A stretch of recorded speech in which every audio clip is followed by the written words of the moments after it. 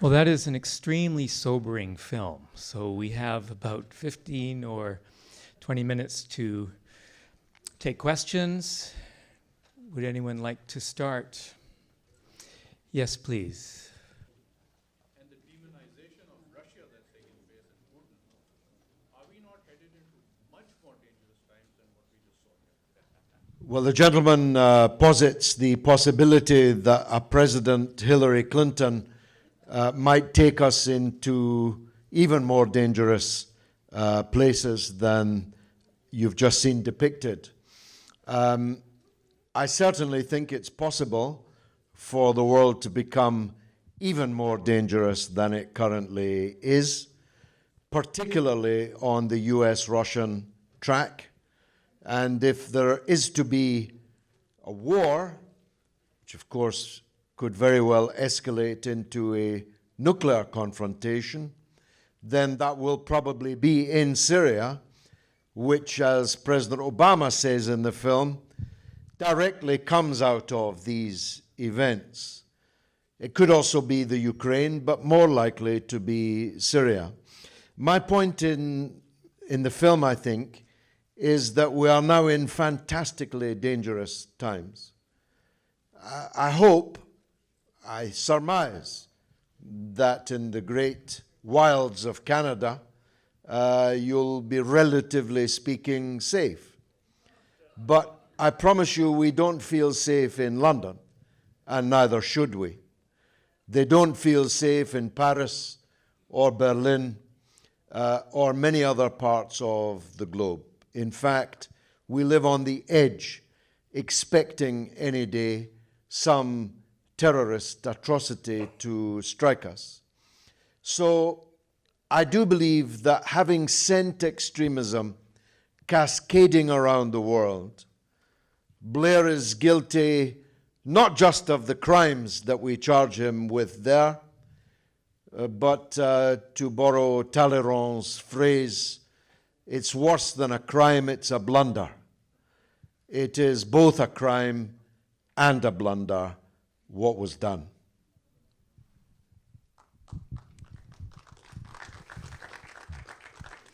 There's two questions. We'll start here and then come to you, please. I don't want to distract from the topic of which your film, which has come here, but what your film raises is the danger of populism when somebody sweeps to power and they're so charming that everyone's sort of like wrapped around their finger and it goes so wrong. And as much as you think we might be a safe country, we have a leader like that right now who's just swept in there like that. Oh, and come on. no, wait, now, I'm a supporter of Trudeau, but, you know, your film tells me things start out good, but we've got to keep a watch. We've got to keep a watch. There's no guarantee. We don't just be a leaf on the stream once it's going. I think the media's been good here. They were questioning him, and they're still supporting, and his popularity is higher than when he was elected, and I think he's doing a really good job so far. But, you know, let's keep a watch. Do you have a question, or would you like to ask a question? Okay. Would you like to say something in response? Only briefly, I really don't think it's fair to compare Trudeau with Blair, but you are right to say that the price of keeping it that way is eternal vigilance. The point I make in the film is that even in a democracy, you can still have a coup. Blair took complete control of the state at that crucial, critical juncture. You heard Craig Murray, the former ambassador, say that he put to the head of the Foreign Office, "What's all this about WMD? It's not true, is it?" And the head of the Foreign Office Middle East Department replies, "Of course not, it's bollocks." Well, why didn't he tell us it was bollocks? If he had, there would have been no war. If the Foreign Office chief had said, "This is all a lie, our Prime Minister is telling us," well, the Prime Minister would have fallen and there would have been no war. Ditto the generals and other officials now that told the Chilcot inquiry, "Oh, it was all nonsense. We knew it was nonsense. We knew it would be a disaster. If they'd said so at the time, there would have been no war. Why didn't they say so?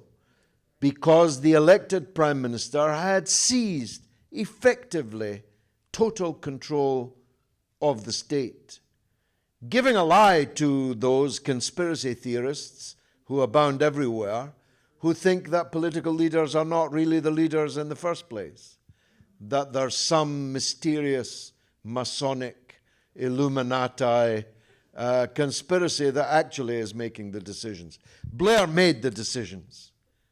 Obama's making the decisions now. Don't let them off the hook by imagining that they're mere puppets. Yes, please. How is the film being received in England, and what are Jeremy Corbyn's chances? Well, Jeremy Corbyn, of course, is the now leader of the Labour Party, a friend of mine for almost 40 years. He's had a very difficult 12 months thanks to Tony Blair, who has activated all his support networks to try and destabilize and overthrow him. But he has come through, and I think he will go on and do well when the next election comes. The film has been very well received in England. It's the #1 bestseller on iTunes and Amazon. I don't yet know what that means because I haven't seen the sales figures. I don't know if it means we sold 100 or we sold 100,000. I'm hoping it's the latter. But it has been very well received indeed. Of course, the big cinema chains haven't shown it, only independent cinemas and art house cinemas. The big chains are afraid that he's going to sue. But as I've been saying, I've known him for 30 years. There's no way he's going to sue me because that would put him in court with me under oath 4 weeks. It would be the next best thing to a war crimes tribunal at The Hague. So I promise you he's not going to sue. We'll have 3 here, and we'll start with you and then go back, please. Yes. Yes, please. Would Tony Blair have gone to war without George Bush? Well, I demur from the point that was made by a U.S. official in the film that, and widely, that Tony Blair was George Bush's poodle. I believe he was George Bush's brain, which was otherwise missing. The president's brain was missing, and Blair became that brain. I believe that just as Blair led Clinton unwillingly into the Yugoslav war, Blair definitely helped to drag and pilot the Bush administration through the Iraq war, and perhaps perversely, David Cameron, who's the subject of my next film, did the same with Obama over Libya.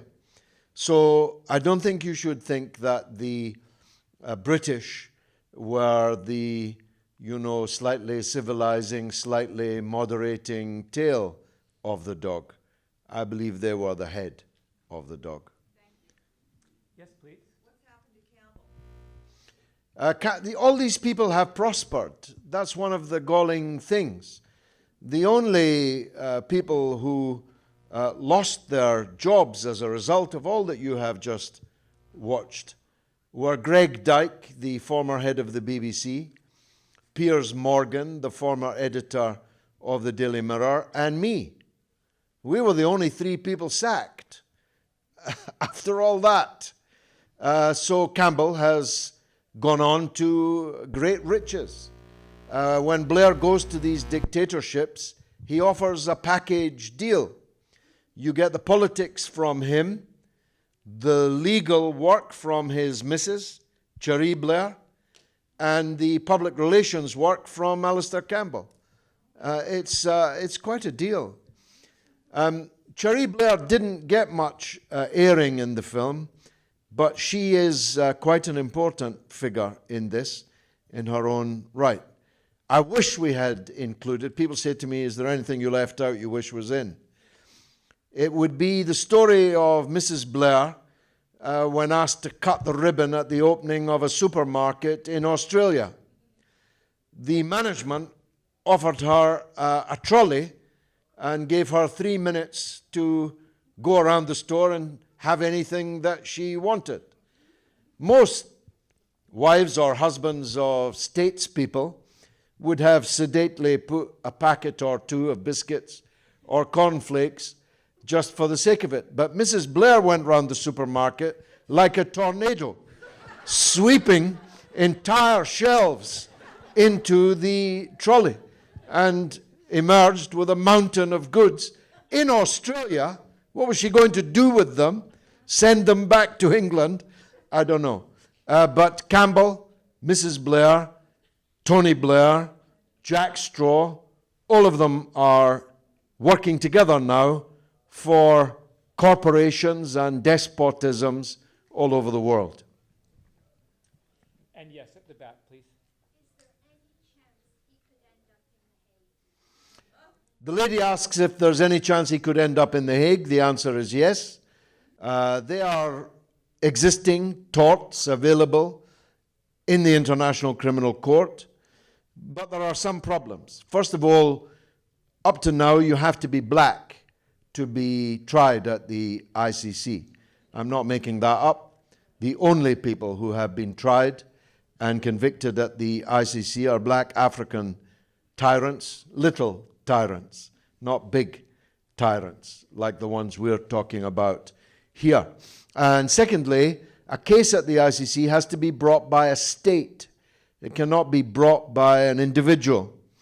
But if you think about it, conditions are maturing where quite a few states might actually bring proceedings against Blair at the ICC in The Hague. If I were advising, which I'm not, the president of Russia, for example, I would say to him, well, they're always attacking you. Why don't you repay them in their own coin and bring war crimes charges against Tony Blair at The Hague? Can't be done with Bush because the US doesn't recognize the ICC. The immediate prospect is for a large number of private prosecutions of Tony Blair brought by the bereaved families of the British soldiers who were killed or maimed there. And the basis of those cases will be the Chilcot report, which was utterly damning for Blair and the war party that he represented. So Blair will be in a lot of courts over the next months and years. And I hope, please God, that I live long enough to see him in the big court at The Hague. Yes, please. The lady actually preempted my question, but what I would, and you've given the answer, but what I'd like to ask is, I think it's fair to say, and you'll probably agree with me, that Canada is seen as a peace-loving country, is a relatively neutral power with soft power.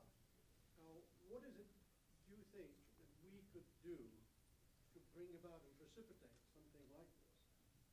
I personally would have wanted to see Bush before I saw Blair. You just explained that they do not recognize the ICC. They've got people like Uhuru Kenyatta there, of Kenya, and as you quite rightly said, the African leaders go first. Well, I think it's very important that Canada returns to being what it used to be before recent years. I'm sorry to tell you, if you don't already know, that over the last decade or so, Canada's name has been mud all over the world. I gave a speech, one of my comrades is here, in a church in Vancouver a few years ago. You can see it on YouTube, in which I, at greater length, dilated on this point. But you shouldn't think that Canada has a good reputation in the world now, because it doesn't. It used to have an exceptional reputation. People used to flee here from the US because they were against wars.